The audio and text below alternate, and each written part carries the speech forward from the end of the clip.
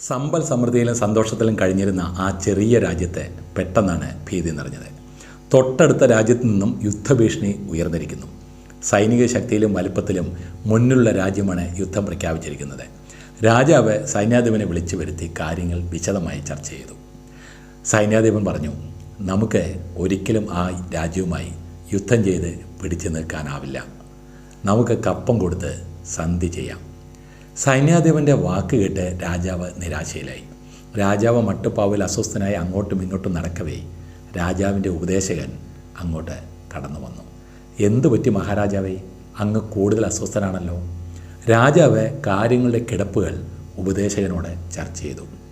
ഉപദേശകൻ പറഞ്ഞു, വിഷമിക്കേണ്ട, നമുക്ക് അവരുമായി യുദ്ധം ചെയ്യാം. വിജയ ശ്രീലാളിതരായി തിരിച്ചു വരികയും ചെയ്യാം. രാജാവ് ഒരു പ്രതീക്ഷയുമില്ലാതെ ഉപദേശകൻ്റെ മുഖത്തേക്ക് നോക്കി.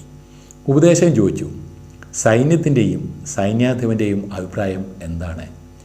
രാജാവ് പറഞ്ഞു, യുദ്ധം ചെയ്യേണ്ട എന്നാണ് സൈന്യാധിപൻ തീർത്ത് പറയുന്നത്.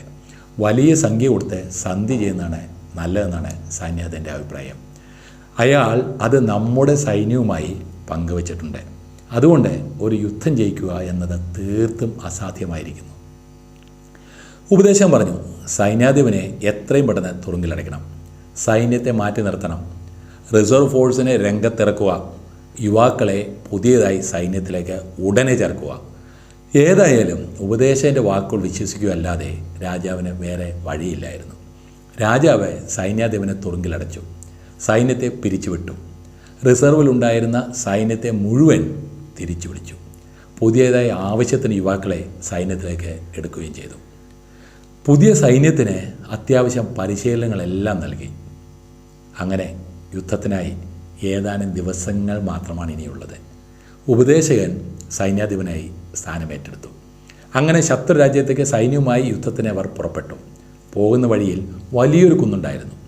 ആ കുന്നിൻ്റെ താഴ്വരയിൽ ഒരു പകലിൽ സൈന്യം തമ്പടിച്ചു. പുതിയ സൈന്യാധിപൻ പറഞ്ഞു, ഈ കുന്നിന് മുകളിൽ ഒരു ക്ഷേത്രമുണ്ട്. ഞാൻ അവിടുത്തെ പൂജാരിയെ കണ്ട് നമ്മുടെ വിജയപരാജയങ്ങളുടെ സാധ്യതകൾ ചോദിച്ചറിഞ്ഞ് വരാം. നിങ്ങൾ ഇവിടെ തന്നെ നിൽക്കണം. അങ്ങനെ പുതിയ സൈന്യാധിപൻ കുന്നിൻ മുകളിലെ ക്ഷേത്രത്തിലെത്തി. ഏതാനും മണിക്കൂറുകൾക്ക് ശേഷം അദ്ദേഹം സൈന്യത്തിൻ്റെ അടുത്തേക്ക് മടങ്ങിയെത്തുകയും ചെയ്തു. സൈന്യം ചോദിച്ചു, എന്താണ്, വല്ല പ്രതീക്ഷയുമുണ്ടോ? സൈന്യാധിപൻ പറഞ്ഞു, നമുക്ക് ഇന്ന് രാത്രി ഇവിടെ താമസിക്കാം.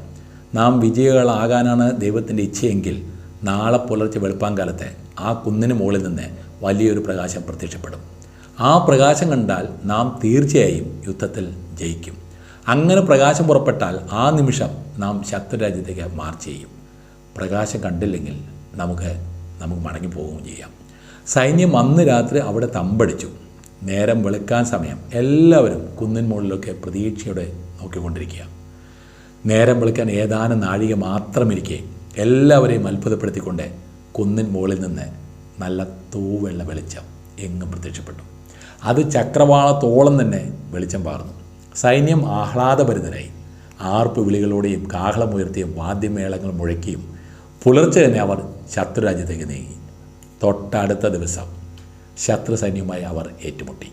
ഘോരമായ യുദ്ധത്തിൽ ശക്തിയിലും ബലത്തിലും മുന്നിലുണ്ടായിരുന്ന ആ വലിയ രാജ്യത്തെ സൈനികർ ജീവനം കൊണ്ട് പിന്തിരിഞ്ഞോടി.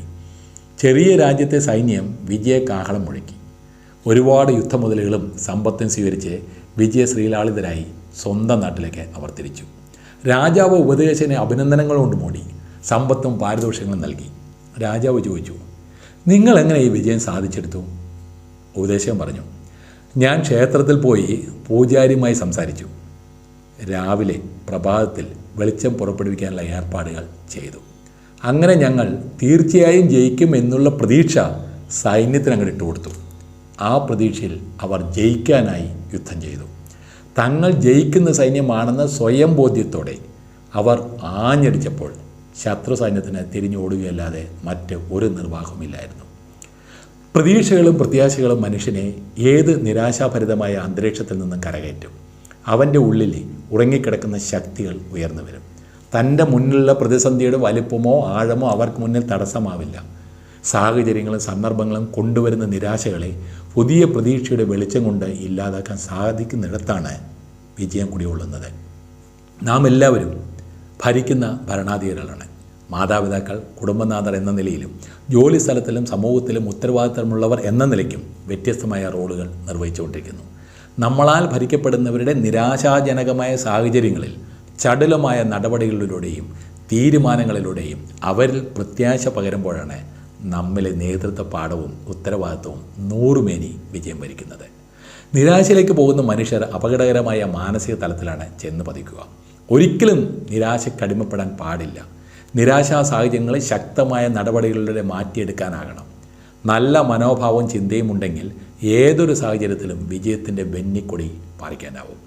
ജീവിതത്തിലും പ്രവർത്തന മേഖലയിലും ശക്തമായി മുന്നേറാൻ ഈ കഥ പ്രചോദനമാകട്ടെ എന്ന ആശംസയോടെ ഈ വീഡിയോ ഇവിടെ അവസാനിപ്പിക്കുന്നു. ഇതുപോലുള്ള നല്ല നല്ല കഥകൾ കേൾക്കുന്നതിനായി ഈ ചാനൽ സബ്സ്ക്രൈബ് ചെയ്ത് ഒന്ന് സപ്പോർട്ട് ചെയ്യാൻ കൂടി അഭ്യർത്ഥിക്കുന്നു. തീർച്ചയായും കുട്ടികൾക്ക് കൂടി പറഞ്ഞു കൊടുക്കേണ്ട കഥയാണിത്.